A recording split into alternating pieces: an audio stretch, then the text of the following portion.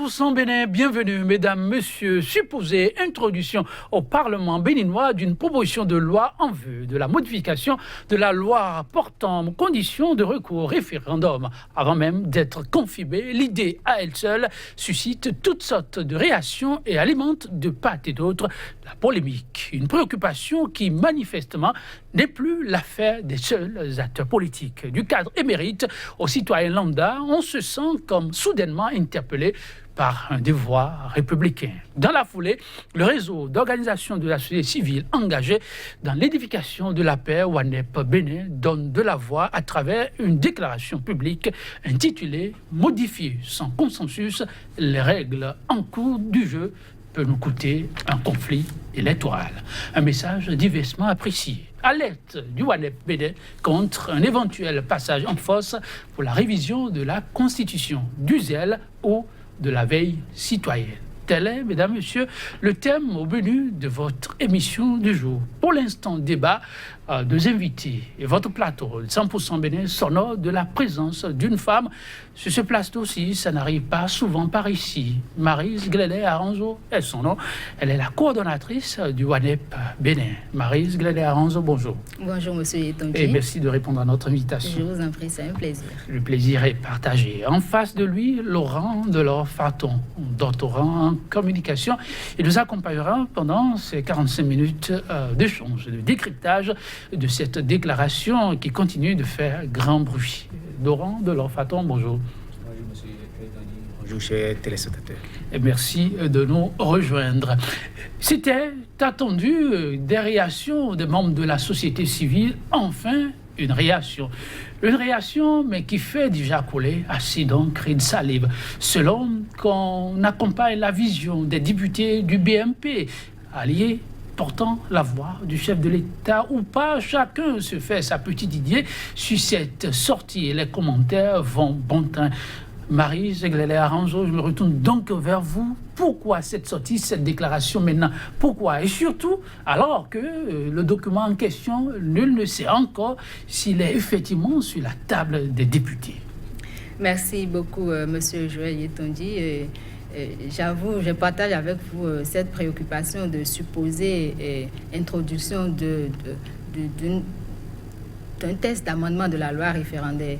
Et juste un préalable pour dire que c'est ce contexte-là aussi, de fait qu'on n'a pas les informations officielles, de fait qu'on est obligé de se fier à l'information qui circule à travers les réseaux sociaux. Et donc, c'est par rapport à ça que le réseau ouest-africain pour l'édification de la paix, WANEP Bénin, s'interroge. Parce que c'est vrai, s'il est vrai qu'il est des prérogatives des parlementaires d'amender les lois, de toiletter les lois de la République, il est aussi vrai que cette loi, particulièrement la loi référendaire, qu'on voudrait toiletter dans le contexte dans lequel nous trouvons, interpelle et fait poser des questions. Donc, la réaction de la société civile, la réaction de WANEP Bénin par rapport à cela, ça a été la déclaration pour interpeller, pour alerter. Donc, c'est une alerte que nous faisons pour ce geste qui pourrait être posé en lien avec le contexte. On pourra y revenir, développer amplement cela, mais en lien avec le contexte dans lequel nous nous trouvons, qui fait poser des questions et qui nous amène à tirer la sonnette d'alarme pour dire attention, il ne faudrait pas qu'on nous engage dans un conflit électoral. Ah oui, Laurent Delors-Farton, rôle d'avant-gardiste, est-ce important dans le contexte? Marie parlait de contexte, on y revient tout à l'heure, mais cela s'imposait-il vraiment? Au regard de la gouvernance que nous avons et des actions ou bien des agissements orchestrés par le BMP depuis quelques mois, je dirais, c'est les rumeurs qui se confirment. Il n'y a pas de rumeurs qui ne sont pas confirmées dans ce pays depuis depuis pratiquement 2 ans. Dans les rumeurs, a souvent... Les rumeurs sont toujours confirmées. Et s'il y a des rumeurs, ce qui est sur les jours à venir, il y aura le test. Il n'y a rien à dire. C'est-à-dire que cette sortie de WANEP Bénin est la bienvenue. Parce que une sortie opportune. Les rumeurs vont se confirmer d'ici quelques jours. Qu'ils vous souviennent, quand on parlait de la révision de la Constitution, c'était des rumeurs. Je me souviens que j'ai participé à un débat sur un plateau où un membre de la mouvance a dit sur le plateau qu'il n'y a jamais un test d'amendement de la Constitution ou bien des lois électorales Et quelques jours plus tard, c'est sorti. C'est-à-dire que ce que Waneb Béné a pris comme prétexte pour alerter ne pouvait pas en être autrement. Ce n'est pas un prétexte, c'est un fait. Parce que la gouvernance aujourd'hui se fait par la rumeur. Et c'est comme si c'est la stratégie de gouvernance. On lance dans les réseaux sociaux l'information et pour voir la réaction. Mais ce qui est paradoxal est que les réactions soient bonnes ou mauvaises, les actes suivent toujours. C'est-à-dire qu'ils ne peuvent qu'agir. Mais par rapport à leur réaction, je dis enfin. Je dis enfin parce qu'on a vu, comme si depuis 2016, la société civile a disparu au Bénin. Elle ne sort que de manière très très sporadique et rare. Et quand elle sort, ce n'est pas pour vraiment jouer le rôle qu'elle avait joué entre 2011 et 2016. Parce qu'il y a eu des périodes de faveur de la société civile béninoise. On les a vues à des moments donnés très très actives et présentes sur le terrain, à tout instant. Mais depuis 2016, il y a comme une descente de mercure. C'est comme s'ils ont pris pratiquement une vacance. Et je suis heureux que les vacances commencent par prendre fin. Et si nous sommes à la fin des vacances, je dirais qu'ils ont compris désormais que leur rôle n'est pas d'accompagner, mais leur rôle d'être la veille citoyenne, de faire la veille citoyenne. Parce que c'est pour ça qu'elles sont là. Si la société civile devait jouer le même rôle que les partis politiques, les gouvernants, je ne pense pas que leur place soit dans la société. Mais ils ont une place dans la société. Leur place, c'est de jouer, je dirais, d'être beaucoup plus ceux qui défendent l'intérêt général de la société. Ceux qui ne sont pas partisans, mais ceux qui jouent le rôle d'arbitre. Et l'arbitre n'est pas là que pour un camp. Mais apparemment, on a constaté, et ce qui vous souviennent, pas de Waneb particulièrement, mais on a quand même vu depuis quelques jours des gens dits de la société civile qui ont pris des positions purement partisanes et des positions qui s'allient au gouvernement. En tout cas, là, on y est. Il s'agit d'une déclaration, comme vous l'avez aussi souligné, du Waneb Bénin, qui n'entend pas se faire surprendre d'une manière ou d'une autre. Elle a été l'œil vigilant sur d'autres sujets et bien au-delà des frontières. Elle voudrait bien faire profiter ses expériences à la nation béninoise tout entière. Oui, Maryse, vous parliez du contexte. Ce contexte, quel est-il? Merci beaucoup. Déjà, redire suffisamment ce préalable que je tiens à repréciser, à clarifier que il est du ressort, il est absolument normal que les députés cherchent à modifier des lois de la République. Parallélisme des formes, absolument, parallélisme des formes oblige, c'est eux qui votent les lois. Et donc, normalement, il leur reviendrait, s'il y a des toilettages à faire, de le faire également. Donc, nous n'allons pas contre cette prérogative des députés, des parlementaires. Mais nous parlons de ce que cette prérogative va être exercée dans un contexte particulier. Un contexte qui est celui du projet de la révision, de la proposition de la révision de la Constitution. On a suivi le processus à l'Assemblée nationale. Donc, un processus où il y a des députés qui sont contre. Tous ne sont pas pour le processus et ils l'ont exprimé par les moyens qui étaient à leur disposition en votant deux fois. Ils ont voté contre la prise en considération, ils ont voté contre le contenu du texte. Donc, premier élément du contexte, des députés qui sont contre cet état de choses, contre la proposition qui est faite. Deuxième élément, ils sont contre, mais ils disent, bon, si on ne va pas y aller par voie parlementaire, on va y aller par référendum. Et donc, ils ne sont pas contre le référendum parce qu'ils ont une certaine confiance qu'il y a des dispositions référendaires qui existent, qu'il y a des lois qui régissent la matière référendaire, des lois avec lesquelles tout le monde, ils sont en accord, si je peux dire, parce que c'est des lois prises de longue date, depuis 2012. Donc, le problème ne se pose pas par rapport à la loi. Donc, dans un contexte où ils disent on peut aller au référendum, mais avec la certitude qu'il y a des lois qui régissent la chose. Troisième élément de contexte, c'est que ces députés qui sont contre ou ce camp adverse, si je peux m'exprimer, expriment de plus en plus un déficit de confiance vis-à-vis de l'organe, vis-à-vis de l'institution qui est chargée dans notre pays de réguler les choses quand il y a problème. Je veux parler de la Cour constitutionnelle. Donc, un déficit, une méfiance de plus en plus exprimée par ces acteurs à l'égard de la Cour constitutionnelle, un défaut de confiance par rapport aux décisions qui sont prises par cette Cour constitutionnelle, qui sont de plus en plus critiquées. Et donc, on se retrouve dans ce contexte-là qui fait que, en cas de conflit, en cas de divergence, ils pourraient être réticents à saisir cette cour-là en laquelle ils n'ont plus confiance. Donc, c'est ces trois éléments de contexte qui nous font dire qui ont fait sortir Waneb pour dire, OK, si on doit aller, enfin, ce serait dangereux de modifier dans ces conditions, disons, le seul élément sur lequel il y a plus ou moins consensus, plus ou moins accord, la loi référendaire qui fait confiance. Donc, c'est l'analyse et c'est les raisons qui ont suscité un peu cette sortie-là. Oui. Donc, Laurent Delorme, attends, avant de revenir encore à Maryse, c'est vrai que pour ce qui est des dispositions encadrant la loi référendaire, pour l'appeler ainsi, l'unanimité est faite. Mais se pose désormais une question de délai. Le BMP voudrait bien qu'on y aille avant les législatives prochaines.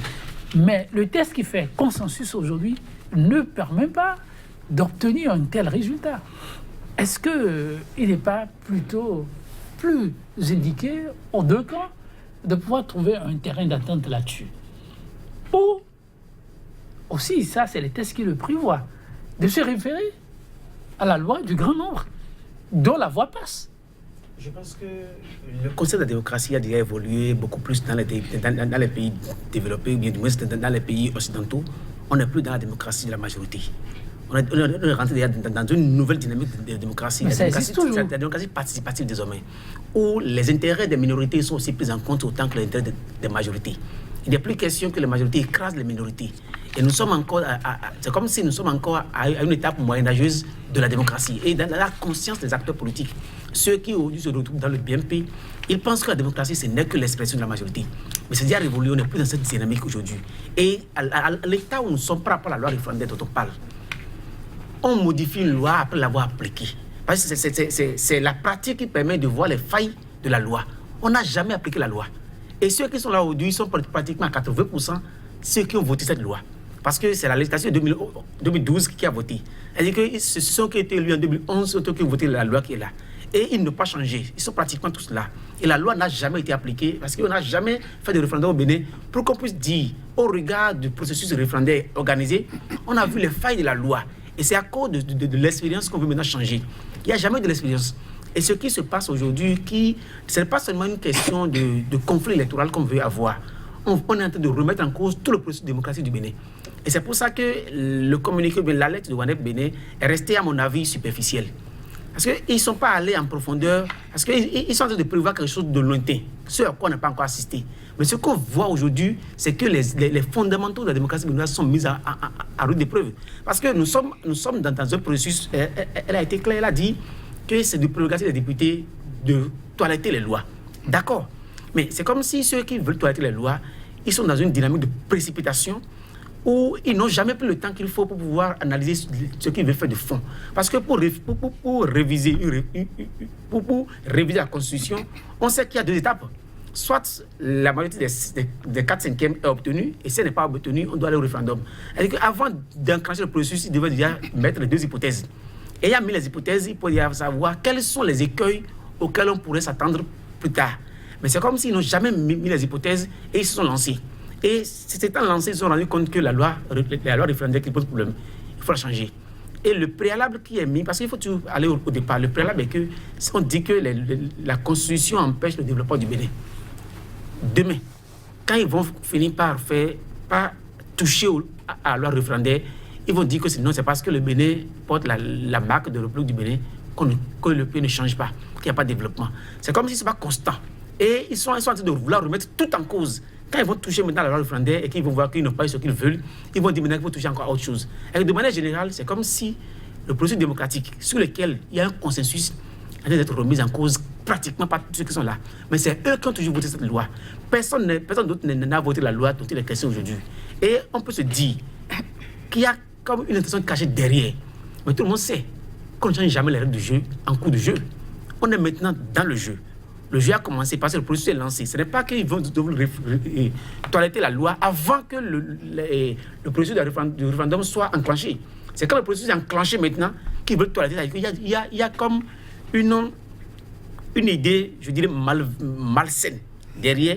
Il y a comme une dynamique à truquer. C'est du trucage. Ne pas changer les règles du jeu en cours du jeu. D'ailleurs, l'alerte phare, on peut déceler à travers la déclaration de WANEP qui dit attirer l'attention, je cite, sur le fait que le référendum est une élection et de ce fait, la loi référendaire est une loi électorale. En conséquence, eu égard aux dispositions, dites-vous, Maryse, du protocole de la CEDEAO sur la déclaration et la bonne gouvernance qui interdit toute réforme substantielle des lois électorales 6 mois avant la tenue des élections. Article 2, sans une large adhésion des acteurs politiques, la loi 2011-27 du 18 janvier 2012 ne saurait être réformée pour raccourcir les délais et tenir le référendum dans moins de 6 mois. C'est là le gros piège? C'est ce que le protocole dit. Le protocole, c'est un protocole de la CEDEAO. Donc vous pensez que là, on veut violer le protocole si on y va? Si on y va, c'est-à-dire on rappelle les dispositions du protocole pour dire que le protocole dit qu'il ne faut pas modifier les lois électorales 6 mois avant. Et la loi référendaire est une loi électorale, c'est ce qu'on a rappelé, parce que le référendum est une élection. Et donc on dit, en modifiant cette loi-là aujourd'hui, ayez en tête que, donc si vous la modifiez aujourd'hui, c'est que le référendum doit intervenir dans 6 mois. Ou le référendum ne peut pas intervenir avant 6 mois. Avant 6 mois, sinon on est en train de violer une disposition régionale. Ce protocole a valeur, on peut dire, c'est comme une constitution de la sous-région, de l'espace CEDEAO. Et on attire l'attention pour dire, qu'on le veuille ou non, la communauté internationale a les yeux rivés sur le Bénin. Chaque fois qu'il y a des élections, et en cette matière-là, qui est comme une première fois depuis 1990, où nous irons au référendum, on est davantage, sur les orbites, les yeux sont davantage rivés sur le Bénin. Donc, ne changeons pas au Bénin ce statut que nous avons plus ou moins de modèle démocratique ou de ce pays qui observe, qui respecte les échéances et qui font les choses bien en matière électorale. C'est sur quoi on attire l'attention pour dire qu'il y a déjà des règles nationales qui régissent la matière référendaire, mais il y a aussi des règles sous-régionales, en l'occurrence ce protocole qui interdit vraiment les réformes substantielles des lois électorales 6 mois avant les dates prévues à cet effet. Alors, le Bénin court-il le risque de retrouver son vieux manteau d'enfant malade de l'Afrique? Là, Maryse rappelle qu'il y a des dispositions internes qui obligent au respect dans un délai donné des règles régionales auxquelles le Bénin a également souscrit.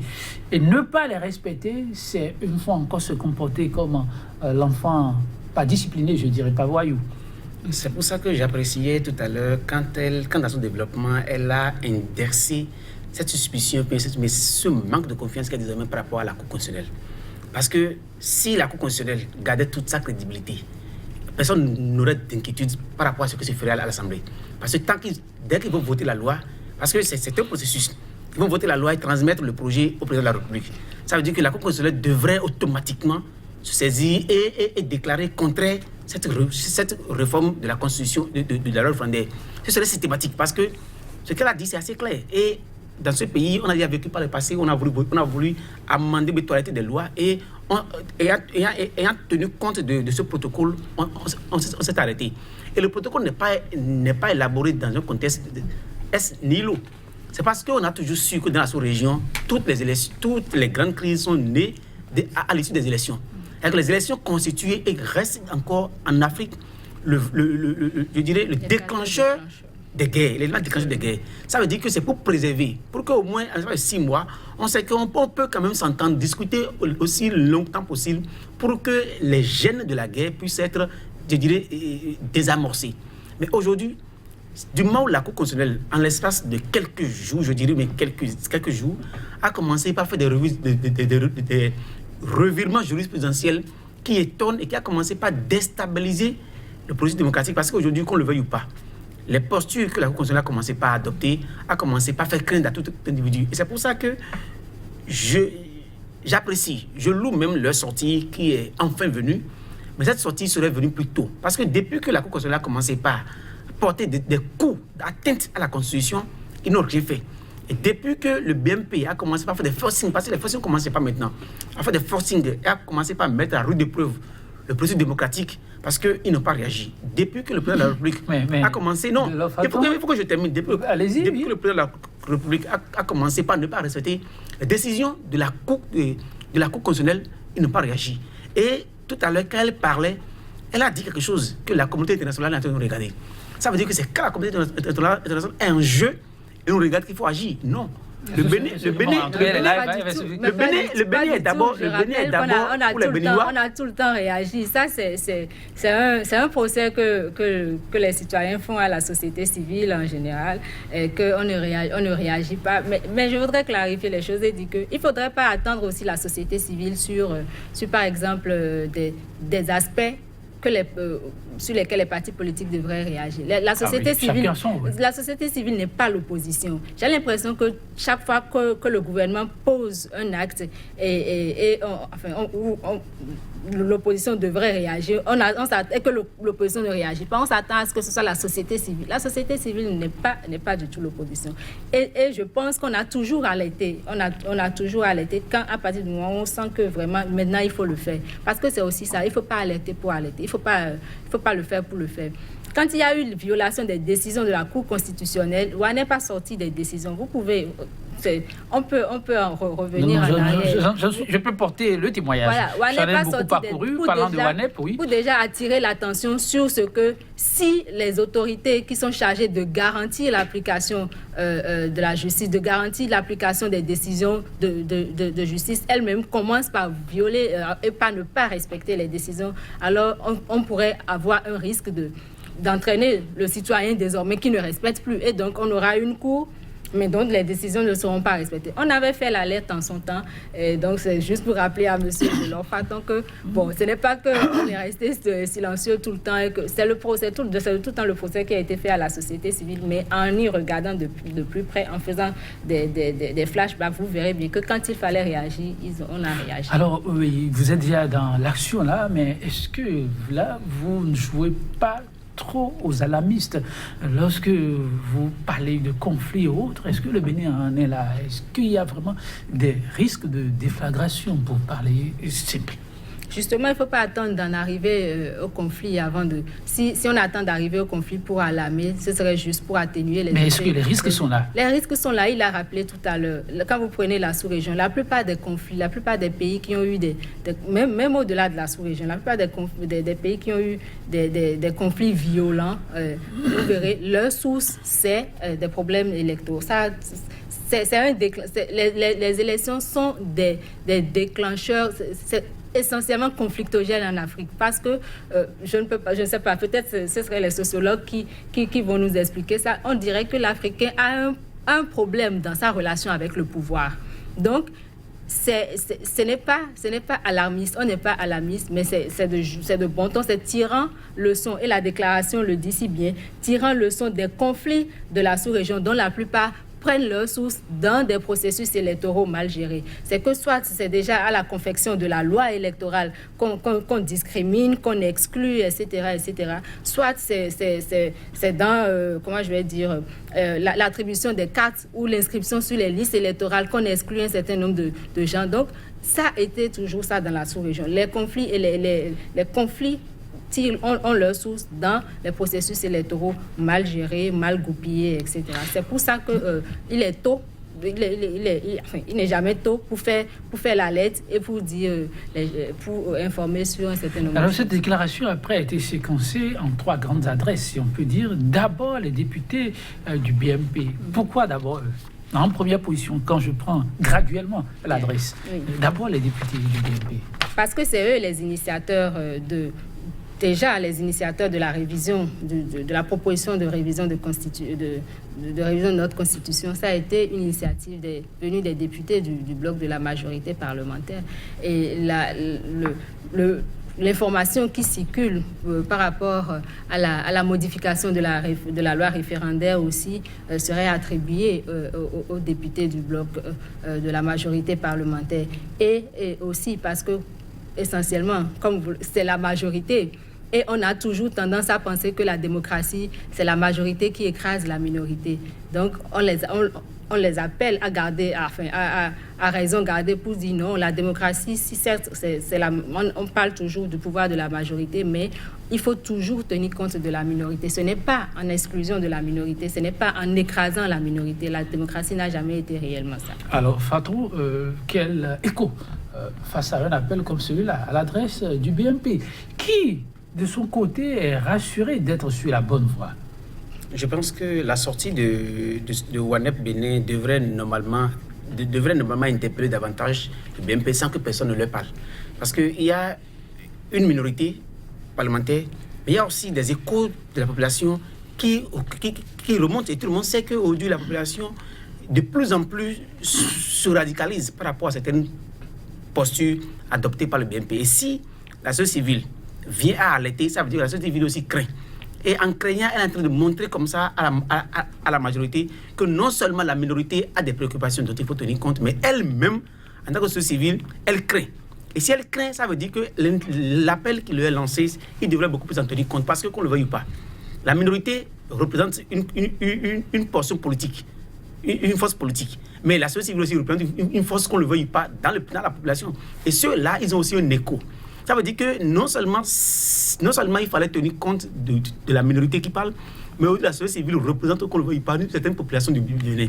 Ça veut dire que de jour en jour, il y a une masse critique qui se forme et qui augmente par rapport au BMP, par rapport à leur tendance à aller par la force à tout ce qu'ils font. Et cette sortie devrait davantage les interpeller pour dire, mais est-ce que ce que nous avons fait, nous sommes dans la droite ligne? Parce qu'on le veuille ou pas, quand on remonte même à la proposition, oui, à la proposition de révision de la Constitution, on n'a pas le consensus déjà dès là-bas, alors que tout est clair que le consensus a valeur constitutionnelle au Bénin. Et on a su, ça fait un cas, parce que ceux qui ont rejeté la révision forment un cas de l'Assemblée. Et un cas n'est pas petit au Bénin. Alors que tout le monde dit, tout ce qu'on a suivi les députés de la minorité, leur discours était clair. On n'a pas discuté avec eux de manière franche. Le bloc de la majorité a discuté avec eux de manière épaisse. Ils ont été quand même dit, je pense que c'est votre plateau, qu'il y a eu 3 discussions différentes. Et la discussion n'était pas unanime. C'est pas que le BMP s'est assis et a rassemblé la minorité pour qu'ils fassent une discussion franche autour du projet, de la proposition. Il n'y a pas de discussion franche. Et si tel est le cas, nous craignons que la même dynamique continue. Du moins, il n'y a pas de consensus, il n'y aura pas de consensus aussi pour les autres qui vont suivre. Adresse à l'endroit du BMP, mais aussi à l'endroit du chef de l'État. Maryse, le WANEP invite donc le chef à demander à la majorité parlementaire d'avoir de la méthode, mais aussi le sens du dialogue. Vous le faites à dessein, cette adresse pour le chef? À dessein, bon, je ne sais pas, je dirais peut-être que oui, parce qu'on pense quand même que si les députés sont de la majorité, majorité parlementaire, majorité présidentielle, donc qui soutiennent plus les actions du gouvernement, que le chef de l'État pourrait leur parler, pourrait les sensibiliser en griffe sur un certain nombre de choses, surtout aller au dialogue avec le camp adverse. Et c'est aussi ça l'idée du protocole. Quand on parle de l'âge d'adhésion des acteurs politiques, ce n'est pas que le camp qui est majoritaire discute entre lui ou entre ses membres et soit d'accord. Ce n'est pas la majorité au sein d'un camp. L'âge d'adhésion, ce n'est pas ça. Ce n'est pas le consensus au sein d'un camp, mais c'est plutôt le consensus de pouvoir s'asseoir avec le camp adverse, dialoguer avec le camp adverse, même si c'est un seul député aujourd'hui qui est contre la proposition, les 82 restants, ou les 81, puisque maintenant ils sont à 82. Donc les 81 restants devraient pouvoir discuter avec le seul et sortir un point de consensus. C'est ça, c'est dans ce sens qu'il faut comprendre le protocole qui parle de l'âge d'adhésion de tous les acteurs politiques. Donc ce n'est pas vraiment que quand on est 82 ou 81 contre 1 ou 80 contre, c'est qu'on a déjà la large adhésion. Et l'autre, on ne l'écoute pas. Non, mais c'est de pouvoir dialoguer avec l'autre pour faire ressortir le consensus. Et nous pensons que le chef de l'État pourrait interpeller, pas interpeller, mais discuter, échanger avec les députés qui soutiennent son action pour que ça puisse aller. Ouais, vous êtes certes communicant, mais aussi politique. Quel intérêt le chef a-t-il vraiment à avoir une oreille attentive à cet appel qui, pour la société civile, se trouve être salvateur si l'appel est pris en compte? Si nous regardons quand même le comportement des acteurs du BMP, il faut qu'on arrête de définir le BMP comme le bloc de la majorité parlementaire. Non, c'est le bloc de la majorité présidentielle.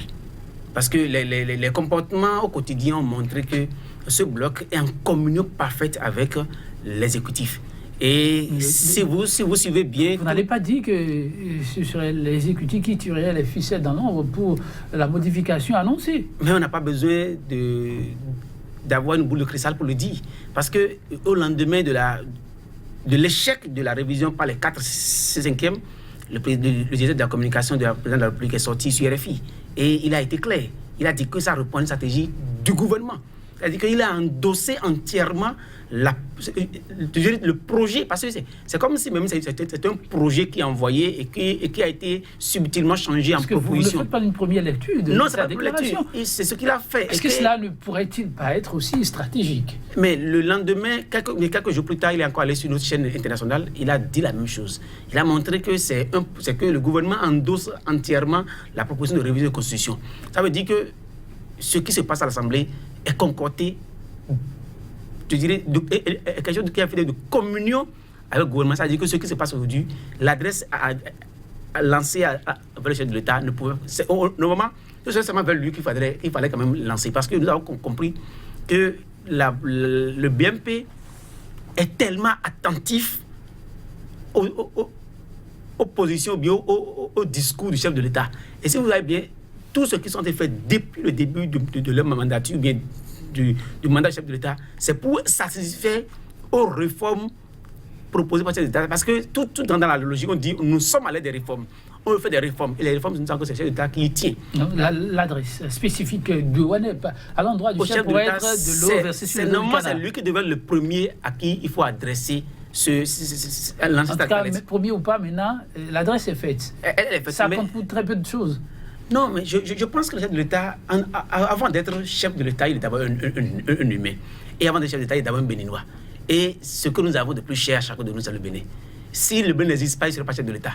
Et si on lance une alerte, on dit que ce vers quoi nous courons pourrait nous conduire véritablement vers un conflit électoral. Alors que on sait que le conflit électoral, quand ça commence, ça embrase tout. Personne n'est épargné. Même s'il voyage, ses affaires sont au Bénin. Même s'il peut avoir le passeport pour aller dans d'autres pays, il faut que ses affaires sont au Bénin, sa famille est au Bénin. Il pourra partir avec tout le monde. Il peut partir avec sa famille nucléaire, mais il laissera des amis, des frères, des membres de sa famille ici.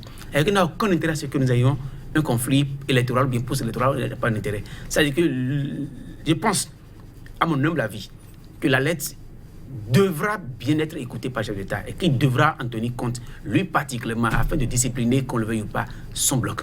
Mais ce que je voudrais, parce que je n'ai pas compris le fait que l'adresse ne soit pas aussi lancée aux députés de la minorité. Parce que qu'on le veuille ou pas, quand on demande à ce qui est consensus, qui est discussion, je pense qu'il faudra aussi demander aux députés du BMP de s'ouvrir aussi à la discussion. De la minorité. De la minorité, du moins, de s'ouvrir à la discussion. Parce que la lettre ne doit pas seulement être lancée aux autres.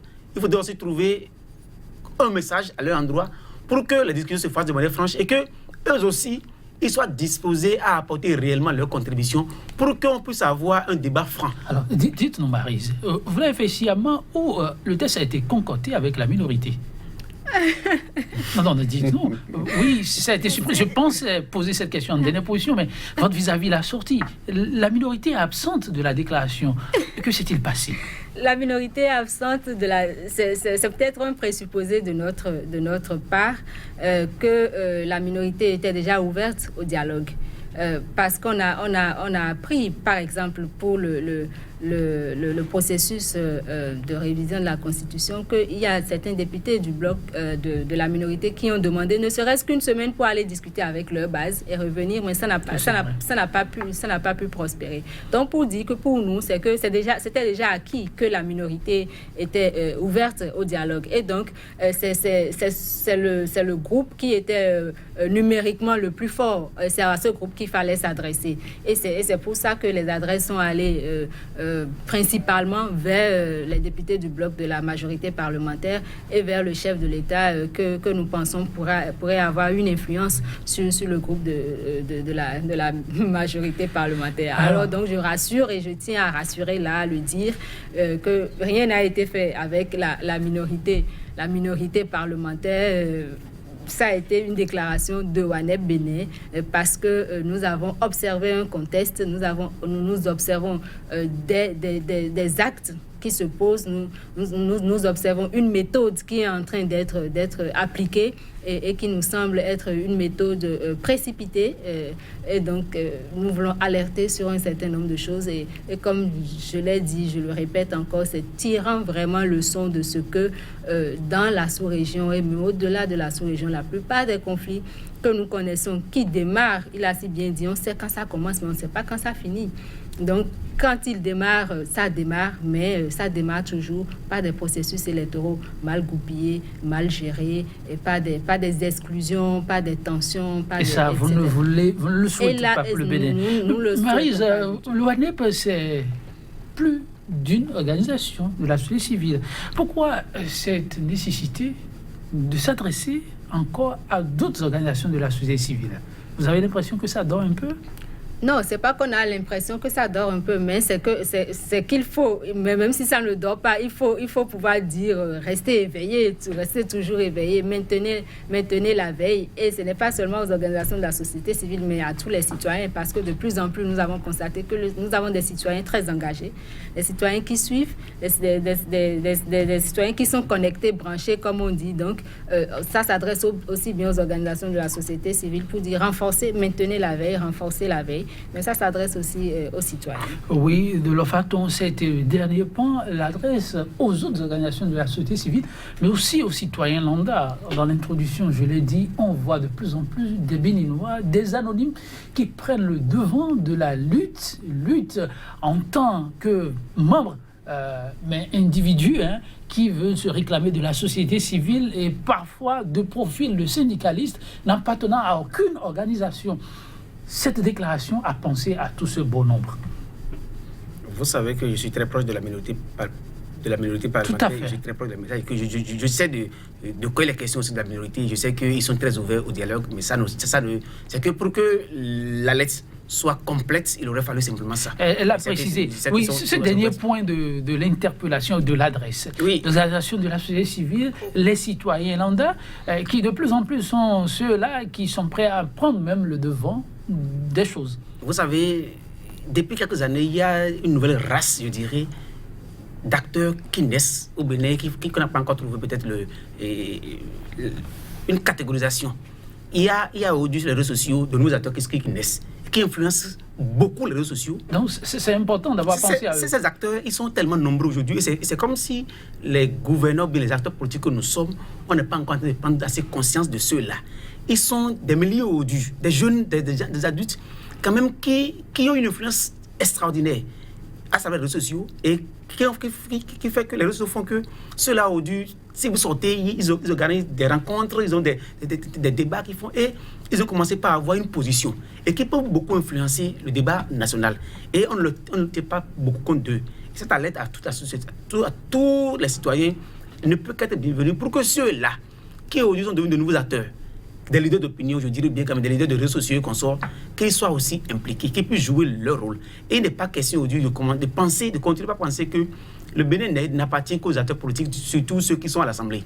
Et c'est un leurre qu'on continue de le faire parce qu'on se dit qu'on a peut-être 62 personnes qui reprennent le Bénin. Non, il y a des clivages qui commencent par se faire. Il y a des gens qui influencent beaucoup plus aujourd'hui les décisions politiques et je dis même des décisions sociales au Bénin dont il faut tenir compte. C'est que lancer la lettre aux organisations de la société civile, c'est comme si elles rejoignent ce que j'avais dit tantôt. Il y a quand même comme une prise de vacances qui s'est observée depuis un temps.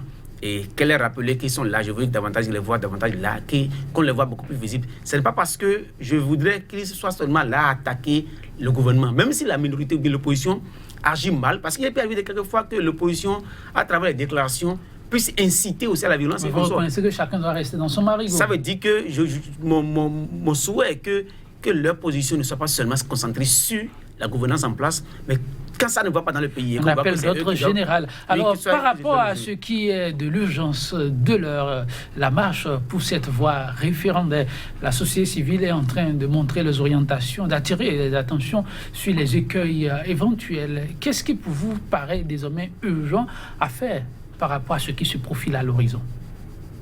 C'est le respect des normes législatives. Le respect des normes. Absolument. Le respect des règles qui régissent la matière. La loi de 2012, il a dit, c'est une loi jamais expérimentée. Et disons que le référendum aussi est tellement... on n'a pratiquement pas de jurisprudence là-dessus. Voyez-vous. Donc, elle est toute vierge. Pourquoi la mettre de côté, aller chercher encore une autre supposée plus belle, plus en forme, oui. Donc, pour dire que pour nous, si on va au référendum, on doit aller au référendum. C'est vraiment que les choses se fassent comme pour toute élection, et ça a été toujours l'appel de la société civile, que ça se fasse dans la transparence, que ça se fasse dans la paix, mais en respectant vraiment les dispositions légales qui entourent la chose. Important, oui, sur cette voie que le peuple va devoir emprunter incessamment. Le déclic doit venir de quelque part et les regards sont tournés vers qui doit. Il s'agit du chef de l'État qui dira finalement oui, j'y vais ou pas. Et ça va être sans doute le 1er août. De leur façon, si vous avez une adresse au chef, au-delà de cette déclaration, quelle est-elle? Je pense que j'ai le temps de prendre conscience d'une chose. Le Bénin de jour en jour a des problèmes qui s'accentuent et qui serait préférable pour lui de concentrer les énergies sur les problèmes que nous avons. Qui serait préférable pour lui d'aider le Bénin à mieux vivre que de chercher pas faire le forcing. Le forcing n'a jamais rien apporté de bon. Et je pense qu'il a une belle occasion le 1er août pour quand même baisser la tension. La tension commence à pas trop monter. Et c'est comme si nous sommes dans une jungle où seuls les forts pensent qu'ils sont tellement forts qu'ils vont toujours faire exécuter. Dans un pays où ça circule, ça va, ça se chamaille, ça s'embrasse et autres, vous trouvez des tensions? L'apparence, c'est pas ce que c'est l'apparence. Mais dans les faits, on sent qu'il y a quand même un forcing qui s'opère et qui fait même qu'on oublie l'essentiel. C'est comme si depuis pratiquement un an, on ne parle plus du Bénin. On parle que d'élections, on parle que de partis politiques, on parle que de ça. Et le Bénin est laissé pour continuer. J'aurais voulu que le chef de l'État, lors de son discours, qu'il puisse quand même ramener la balle à terre et qu'on concentre l'énergie à ce qui est utile pour les Béninois, ce qui fait que le Bénin avance et que le processus démocratique puisse continuer quand même à faire la fierté du Bénin et faire quand même notre fierté à l'international. Pour que au moins, on n'a rien à vendre aux autres, au moins quand même, on a encore la démocratie à vendre. Qu'on continue de la vendre aux autres afin qu'on puisse être fiers de savoir que le Bénin reste et demeure le berceau de la démocratie. Merci à vous, de Faton et Maryse. Pour conclure. Oui, juste pour conclure, rappeler encore une fois l'esprit du protocole de la CEDEAO qui dit qu'il faut qu'il y ait un consensus et donc que les minorités, ceux qui sont en minorité, ne se retrouvent pas dans une situation où ils soient obligés d'avoir recours à des moyens autres que les moyens légaux et qui existent. Donc, rappeler vraiment les uns et les autres et dire chacun a son rôle à jouer, comme on l'a dit depuis toujours, mais qu'on le joue en pensant à l'autre, pas en se disant...